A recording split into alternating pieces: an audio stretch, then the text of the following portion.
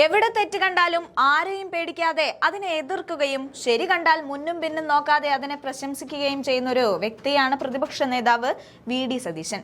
താൻ എടുത്ത നിലപാടിൽ നിന്ന് ഒരടി പിന്നോട്ടു പോകാൻ ശ്രമിക്കാത്ത ഒരാളാണ് അദ്ദേഹം.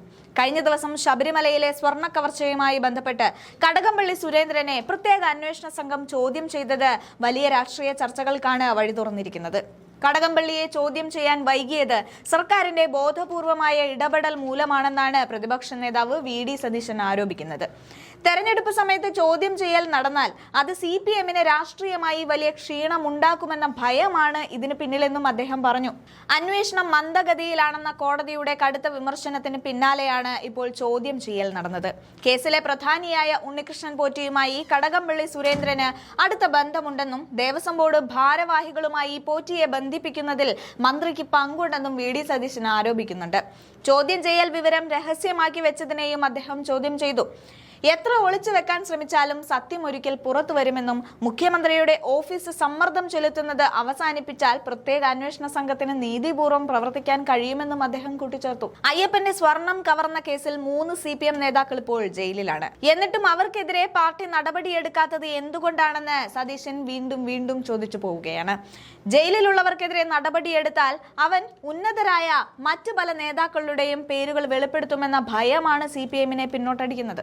പൈങ്കിളി ആരോപണങ്ങൾ എന്ന് പറഞ്ഞ് ഈ ഗുരുതരമായ വിഷയത്തെ തള്ളിക്കളയാൻ സർക്കാരിന് കഴിയില്ലെന്നും സതീശൻ മുന്നറിയിപ്പ് നൽകുന്നുണ്ട്. എന്തായാലും സതീശന്റെ ആ വീഡിയോ നമുക്കൊന്ന് കണ്ടു നോക്കാം. ഞങ്ങൾ തെരഞ്ഞെടുപ്പിന് മുമ്പേ പറഞ്ഞല്ലോ, തെരഞ്ഞെടുപ്പ് കഴിയുന്നത് വരെ അത് നീട്ടിക്കൊണ്ടുപോയായിരുന്നു. അതിനു വേണ്ടിയിട്ടാണ് SIT-യുടെ മീതെ മുഖ്യമന്ത്രിയുടെ ഓഫീസ് സമ്മർദ്ദം ചെലുത്തിയത്. നിങ്ങൾ ആലോചിച്ച് നോക്കിയാൽ തെരഞ്ഞെടുപ്പിൻ്റെ ഘട്ടത്തിലാണ് കടകംപള്ളി സുരേന്ദ്രനെ ചോദ്യം ചെയ്യുന്നതെങ്കിൽ അത് CPM-ന് എത്ര ക്ഷീണം ഉണ്ടാക്കുമായിരുന്നു. അത് മനഃപൂർവ്വം നീട്ടിവെച്ചാണ്. ഞാൻ ആരോപണം ഉന്നയിച്ച് പിന്നീട് കോടതി തന്നെ ശരിവെച്ചല്ലോ. കോടതി എന്താ പറഞ്ഞത്? അത് മന്ദഗതിയിലാക്കിയ അന്വേഷണം. ഇപ്പോൾ കോടതി വിമർശിച്ചപ്പോഴാണ് സുരേന്ദ്രനെ ചോദ്യം ചെയ്യേണ്ടത് അതിൻ്റെ ഒരു സീക്വൻസാണ്. അത് ചോദ്യം ചെയ്യാതിരിക്കാൻ പറ്റില്ല.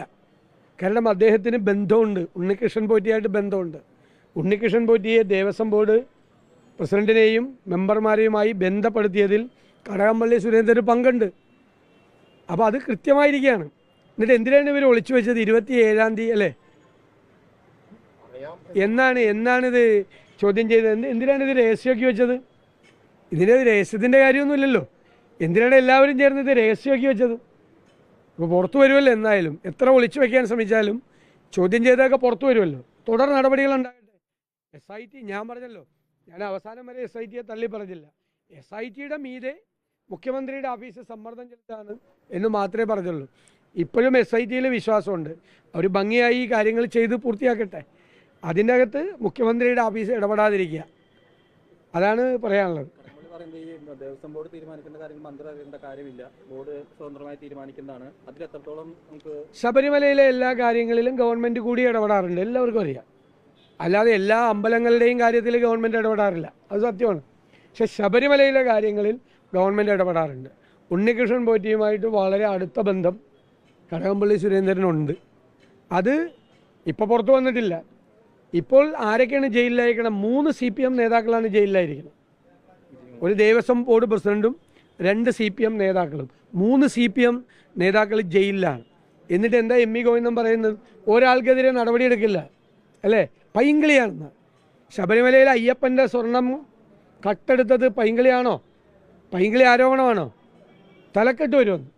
അവരെ നടപടിയെടുത്താൽ പൈങ്കിളി തലക്കെട്ട് വരും എന്നാണ് പറയണത്. അയ്യപ്പൻ്റെ സ്വർണം കവർന്നെടുത്ത 3 CPM നേതാക്കൾക്കെതിരായി CPM ഒരു നടപടിയും സ്വീകരിച്ചിട്ടില്ല. അവരെ സഹായിക്കുകയാണ്. ഗവൺമെൻറ് അവർക്ക് കൊട പിടിച്ചു കൊടുക്കുകയാണ്. അതാണ് ഞങ്ങൾ ജനങ്ങളോട് പറഞ്ഞിരിക്കുന്നത്. സത്യമാണല്ലോ അത്. ഇപ്പോഴും നടപടിയെടുക്കാൻ തയ്യാറില്ല. അങ്ങനെയാണോ ചെയ്യുന്നത്? ഈ സർക്കാരിൻ്റെ കീഴിൽ തന്നെയുള്ള പോലീസ് ഉദ്യോഗസ്ഥന്മാർ അന്വേഷിച്ച് കോടതിയുടെ മുമ്പാകെ തെളിവുകൾ ഹാജരാക്കി കോടതി ജയിലിലാക്കിയിരിക്കുകയാണ്, റിമാൻഡ് ചെയ്തിരിക്കുകയാണ്. ജാമ്യം പോലും കൊടുത്തിട്ടില്ല.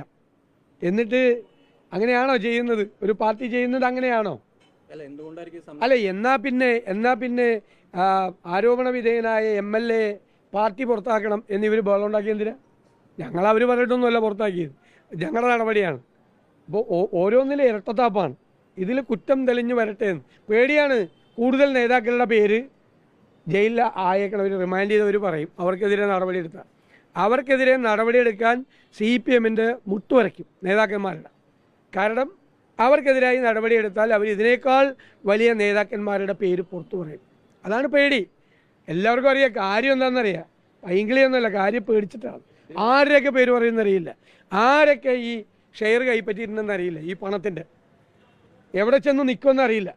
ഈ കടകംപള്ളിയിലൊക്കെ ചോദ്യം ചെയ്തു, അതിനപ്പുറത്തേക്കുള്ള നടപടികളൊക്കെ ഇപ്പോൾ അറസ്റ്റ്, ബാക്കിയുള്ള നേതാക്കൾ അല്ലല്ല, അത് അവർ ഒരു നടപടിക്രമം ഉണ്ടല്ലോ, അവർ ചെയ്യട്ടെ. ചോദിക്കാൻ കാരണം നേരത്തെ ഈ പറയുന്ന പല ഘട്ടത്തിലും ഇതിനൊരു അല്ലെങ്കിൽ മുന്നോട്ട് പോകുന്നതിൽ തടസ്സം നിന്നു സർക്കാർ. അപ്പോൾ സ്വാഭാവികമായിട്ട് അത്തരം നടപടികളിലേക്ക് എന്തായാലും കോടതിയുടെ നിരീക്ഷണത്തിലാണ് ഈ അന്വേഷണം നടക്കുന്നത്.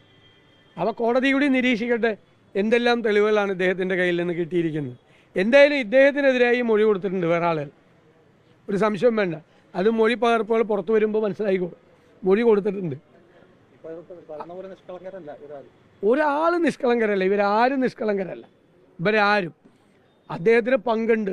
ഞാൻ ആരോപണം ഉന്നയിച്ചാൽ എനിക്കെതിരെ കേസ് കൊടുത്തേക്കല്ലേ. കടകംപള്ളിയിലേക്ക് അന്വേഷണം എത്തുമ്പോൾ SIT സ്വാധീനിക്കപ്പെടാൻ സാധ്യതയുണ്ടെന്നാണ് പ്രതീക്ഷ പറയുന്നത്. SITയെ സ്വാധീനിക്കുമെന്ന് ഞാൻ പറഞ്ഞില്ല. SITയുടെ മീതെ അത് വൈകിച്ചു കൊണ്ടുപോകാൻ സമ്മർദ്ദം ചെലുത്തുമെന്നാണ് ഞാൻ ആരോപണം ഉന്നയിച്ചത്. മറ്റൊരു ഏജൻസിയിലേക്ക് കേസ് മാത്രമൊന്നുണ്ട് ഒന്നും പറഞ്ഞിട്ടില്ലല്ലോ, നമ്മൾ ഇതുവരെ ഒന്നും പറഞ്ഞിട്ടില്ല. പോട്ടെ, ഇത് പോട്ടെ, ഇത് പോയില്ലെങ്കിൽ നമുക്ക് അപ്പം ആലോചിക്കാം.